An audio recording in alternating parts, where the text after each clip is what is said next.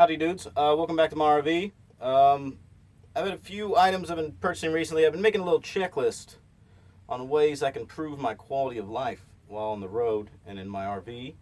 And just trying to knock that list out a little bit at a time. And I got a few items here that I would like to review for you. I've had them for, take it easy buddy. You're at the wrong window anyway, they're the other side. There you go bark at him. Ziggy doesn't play well with others. He's my guard dog. The junkyard dog. Whatever, buddy. So I've had these on for a few days, so I would like to review them for you and let you know. Let's get into that. Alright, as some of you may remember, I put in a solar system before with an inverter that is under here, and it runs to just this power strip here. It is not on the automatic transfer switch. If you don't know what that means, it doesn't matter. But just know this, that I have solar panels on top of the RV. They charge some batteries, which is DC power. It has to be converted to AC power, and that goes to just this power strip right here. And this is my charging station when I'm not plugged in, because I don't like to run a generator because it's loud and not very tactical, because I don't tacticability is important to me. So I charge everything with this. I have charged my cell phone here. This was initially, the solar panel is not part of the review deal, but today it is. I'm going to slip it in there. In the summertime, sunny days like this, it works really well. But I'm charging a couple things with this. Most everything I'm reviewing, aside from my coffee deal, is battery powered. Because before, one of my big problems was because of my puppy friend and my kids trying to vacuum often. I had a little shop vac. If I plugged like a regular shop vac into this, I might have got about 4 feet. It pulls so much power and energy out of it to vacuum. That it doesn't really, you gotta do it when you're on shore power, basically, when you're plugged in. So I got myself a battery powered vacuum. Let me introduce you to the Electrolux Lithium 2-in-1 right here. This guy right here. It's lithium powered. Vacuuming. I will say this, not as powerful as a shop vac. These came, I got this at Walmart. Boom, bing, boom, boom, boom, at Walmart. Boom, boom, boom, boom, boom. And this was $80. I could have got it. They had take that dirt. I could have got it for, they had one that's like $150, so maybe it had a little more suck power than this. But this seems to be doing okay for the jobs I have it do. It's also got this kind of nice feature where I can, you take these, it's got these two buttons on the side. Let's say something happens and I got to break off and go tactical.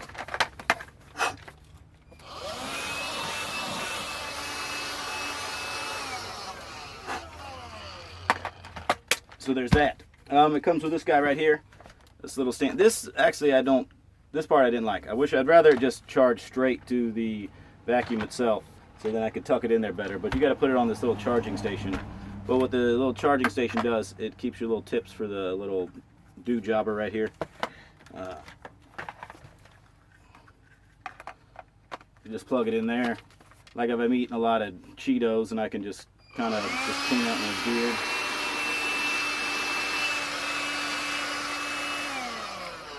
So I can stay all fresh-faced and dust-free beard. So I do not regret this purchase. I think this was a good purchase. The only thing about it compared to the shop vac, I mean, it's vastly superior to the shop vac because, again, I don't have to plug it in, and this just charges. It's got a little thing here on the front, and it'll tell you how much battery it has. This has got 1 bar on it, but it takes about an hour and a half to fully charge. So in the middle of the day, I plug it in and then unplug it so I don't have much drain on my battery. And I vacuum because of my little puppy friend. Which the irony is that the majority of the time I'm vacuuming because of him, because he likes to pull his dog food out of the bowl and eat it throughout the place. And he also sheds everywhere. But yet when I go to vacuum up after him, he runs and hides like he's scared of the vacuum. When in actuality, it's his fucking mess, and he should man up and get out here and clean it instead of acting scared of cleaning up. That's how men are. Am I right, ladies? The other thing I got that I'm reviewing, I didn't intend to review. I got this Bosch drill. The pack came with a drill, 18-volt drill, 2 batteries, a charger, and the radio. And I thought, screw you radio, who cares? I just want the drill. And it was 117 bucks at Lowe's on special. And usually even just a battery, just straight battery, is like 60 bucks. So I got the whole combo pack. But I found myself using this radio a lot. One charge on these little batteries that, again, they've made good progress on batteries. One, you can plug it in there. But before, the old batteries, like I had this old DeWalt drill, you might get 6 hours. You got a work day and you're going to need to have 2 batteries. But these new lithium batteries, you can use your drill all day long. But on the radio, it lasts like 3 days. And it's nice, like I'm just sitting here and I don't have to use battery power or anything like that. Well, I mean, I'm using battery power. And these charge up in under an hour and I'm listening to the radio all day. Or if I go out, I put it on talk radio for the dog so he doesn't get he gets a little weird sometimes. So I leave the radio on for the guy. And it appears that someone's in here, so no one's going to fucking come, less likely to come busting in if they hear radio. Hold on. Moon River,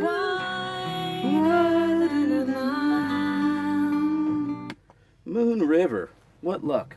Alright, so yeah, so although it was an unintended purchase, the little Bosch radio was quite nice. And I tossed that thing all over the place. I hit the brakes, it goes flying all over the thing. And because it's got the little do-jobbers on it, it doesn't get hurt really. I can plug in a mini jack to it. So if I'm watching movies on my computer, I can use this as the speakers for it. I can also use, if I want to plug it in and plug it, but I never have, and I just use the battery because the battery lasts so long on it. Nice. The last item I'm going to review here is I got a French press. And everybody's like, you don't need to review a French press. I know what a French press is, Luke. I'm not a moron. But I'm going to review it for the purposes of RV living anyway, especially when you're off the grid, such as myself. I regret getting this. This is only $8. This was at Walmart. It's actually feels pretty sturdy. It's the Bodum Kenyan brand. Anyway, for those who've never used the French press, you basically put your coffee grounds in it. You boil water, which I have a little kettle here. I'm a big breakfast man. Breakfast is my deal. I like a nice coffee in the morning. And this you can make about 3 cups with it. You put your grounds in it, pour some hot water in it, and then you press it on down. Booyah. Because my problem before is I had a coffee maker, but it was an electric coffee maker, and that takes up a lot of juice and unnecessary because you're just putting hot water through beans. That's what existed in cowboy days. You don't need electricity for it. But in retrospect, I should have got a percolator. I guess it's not too late. They haven't stopped making percolators yet. And for those who don't know what a percolator is, that's the fancy French thing where it's got the it's got like a dish on the bottom, put water in, beans on the top, screw this thing on it, and as the water boils, the steam pushes, whatever. But, because in that regard, I don't need to fill my kettle up and dirty the French press, because you get filled with beans, and you don't want to put coffee beans down your drain, so you got this whole ringamaroo getting rid of it. But with a percolator, you only have that little bit of coffee in there, so it's making like an espresso kind of thing. Nice.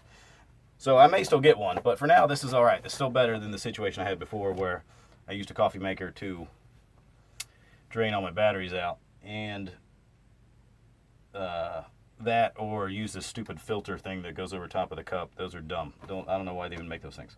But yeah, so it's not a bad deal. If you got a few people in your RV, I would go French press. If you're normally drinking coffee, even if you're not drinking coffee solo, normally if it's 1 or 2 people, a percolator, because then you could just do it twice, and you got 2 nice coffees, and they're all fresh right off the jump. I know the French press was my last item, but this is a very cheap, inexpensive fan. It was cheap for me because I stole it from my dad. But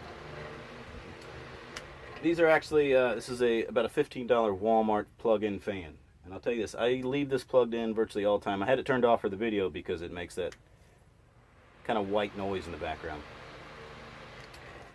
But I don't run my AC a lot because AC really needs shore power. I don't care. There's some videos where they say they run an AC off battery banks and whatever else. Well, I am not Elon Musk, and this is not the Tesla Corporation. I don't have some big powerful lithium battery like that. I just got my flooded battery, so I can't really do that. But I just leave that little guy plugged in there. And I learned this a couple. There's two ways you can do it. There's one little video I want to make this little. You get a 5-gallon jug and you put. Well, there's tons of videos about little portable AC things with a ice with a bucket of ice in there, and you can make an air conditioner just with just a fan. But what I was doing, I got a little bit creative. I took a wet rag. A few of them I threw them in the freezer, and then I just kind of laid on the back of the fan when it was real hot, and I just laid here on the couch, and the wet rag on the back. If anyone's ever lived in the desert, they have a thing called a swamp cooler, which swamp coolers, they're air conditioning in dry climates where they just have cold water just kind of trickles behind this, in front of this big fan, and it blows it in through the house. So then you have kind of moist, cold air, and it's nice. Essentially, I just made a poor man's swamp cooler, and it actually takes the edge off a little bit. Am I reviewing a fan or am I reviewing the poverty air conditioner? I don't know. You choose. Either way, hopefully it works for you. Anyway, homies, yeah, let me know. Hopefully that any of those work for you. Some of those things. The vacuum was a big deal because, like I said, it gets funky in here, especially if I don't have a place to plug in just to vacuum and clean up after myself, or clean up the place. A few things I'm going to be working on coming up. I might need some advice on this YouTube world, YouTube RV world, so be happy to help me out. One thing I'm trying to figure out my dinghy vehicle, my escape hatch. I'm bouncing back and forth between a small pickup truck, a van of some sort, or a motorcycle. Here's what I need. Here's the issues I have. I do a lot of work, sometimes construction based. I do work sometimes video based, and I have children to haul around, and I don't want to drive my RV everywhere all the time because this big Chevy Ford 54 really sucks up the gas, and I'd prefer not to take it all the way. And I also eventually have to learn how to tow a vehicle. So I'm trying to figure out the best type of vehicle for my situation. And I also need to figure out how to tow the goddamn thing. I also need to know, how can you tell which vehicles can be dinghy towed and which ones can't? Because apparently that's an issue. So if anyone could throw out a good suggestion on and I need to have this vehicle for under $2,000. That would also be, that's the other big thing.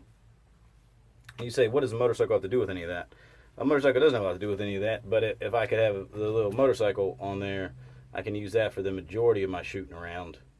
And then if I took the RV around occasionally, the motorcycle might have to wait till the kids are grown. But I don't know. Or maybe if I went on a long road trip, like shows or something on tour, I'd have a little like cheap ass little. I used to have a Honda CB 400, whatever it's called, something small like that. But anyway, so give me suggestions on a vehicle. I'm leaning toward a van. I like a van. Because I like to be able to, I don't want if my tools are out on the job, I don't want someone rooting through the back of my truck. And if you have a truck cap, it's kind of a pain in the ass, because if your tools are in the back, you got to dig into the cap. Or maybe a truck with a cap and a rack on the top. I don't know. So yeah, shoot me some suggestions. And I know a van would be something kind of heavy to tow around. Anyway, a lot of you guys watching these RV videos, I'm not really sure why, because it seems like you know more about RVs than I do. But anyway, so if you have suggestions, let me know. If not, thanks very much for watching. I am feeling a little bit better. I'm still a little bit under the weather, but I'm popping pills like a mofo. Trying to eat right, all that kind of stuff. So, yeah. Anyway, thanks for stopping by, and y'all take it easy.